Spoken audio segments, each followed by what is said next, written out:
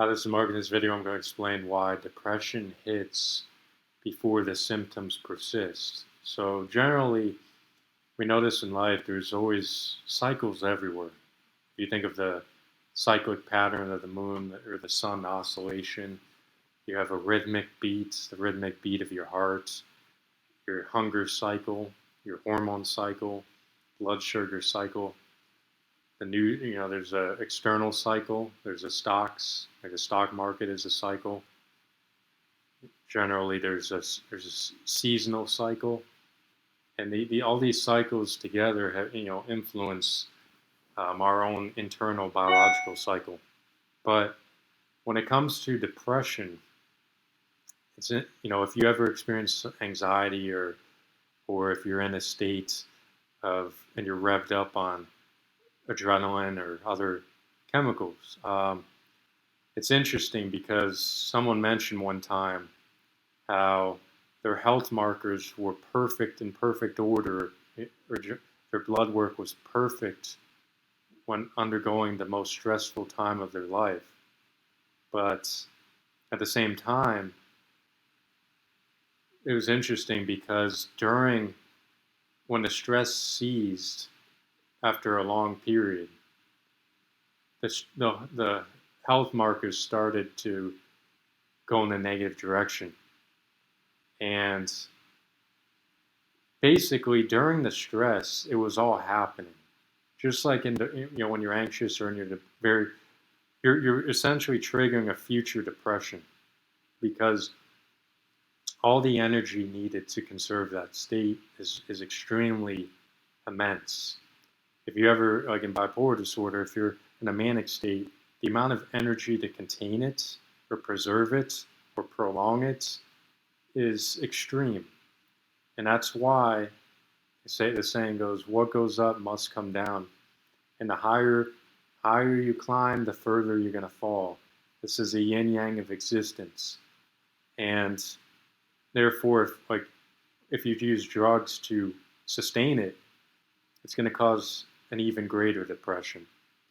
And there's lag period, just like the mood cycle. There's a cycle. There's always this lag period, and the offset depending on how severe and how gradual the changes.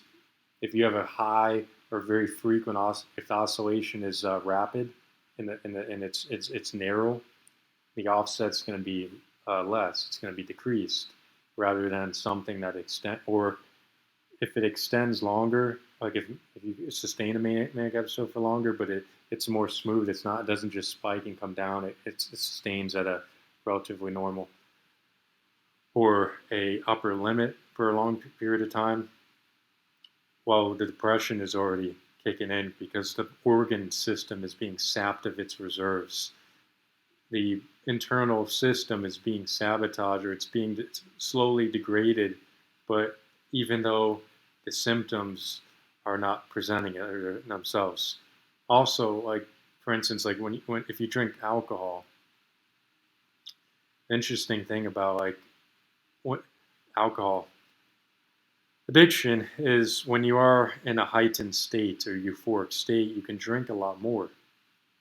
An interesting thing is when your body processing speed increases.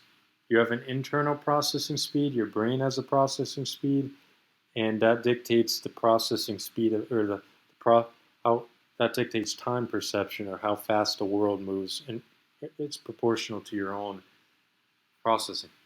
But you also have the internal processing speed, which regulates the how fast your body can perform duties and the work required.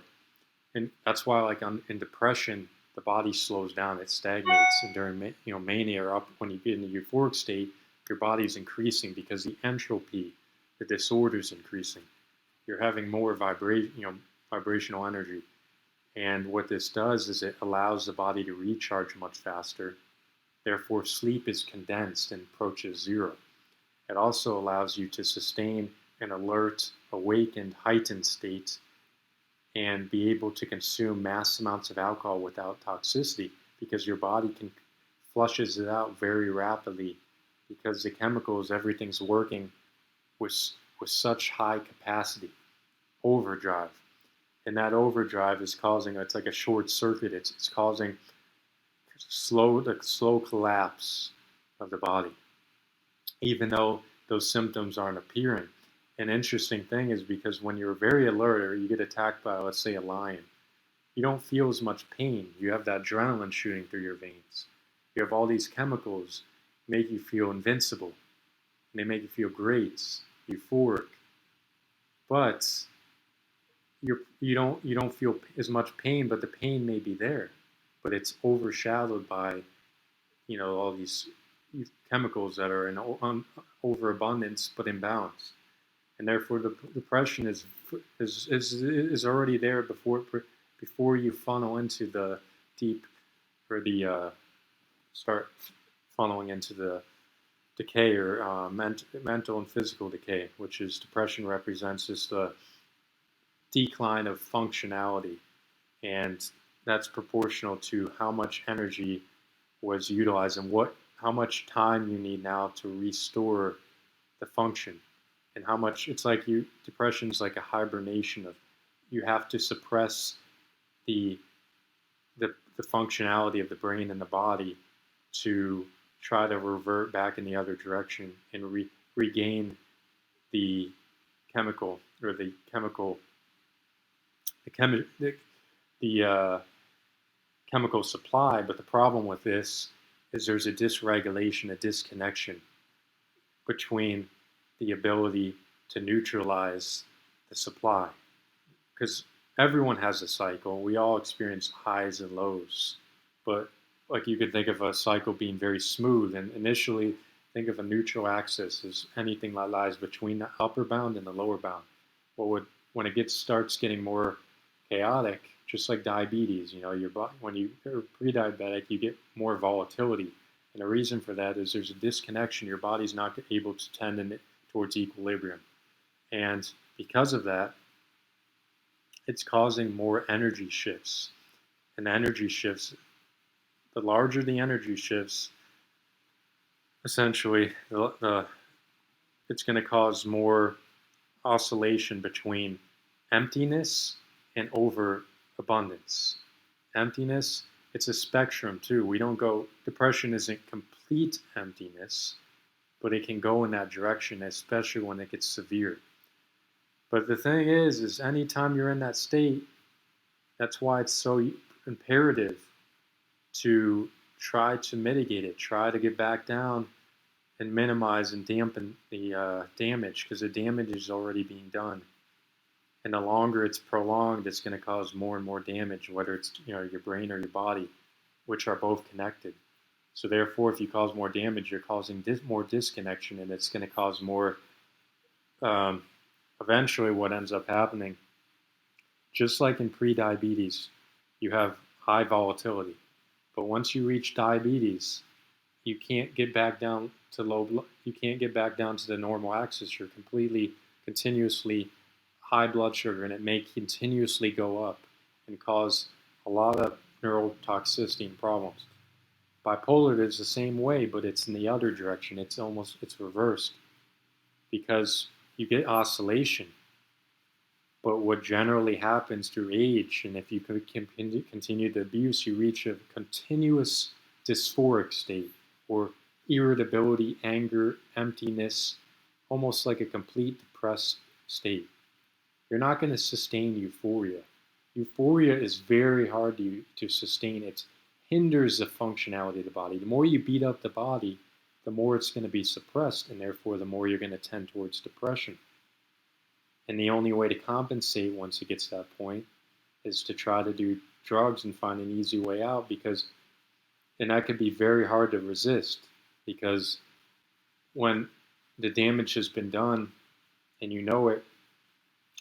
it's very difficult to know that you're never going to get back to the neutral axis that you used to have, the equilibrium state, or the state of homeostasis that was once achieved. And that could cause even more depression.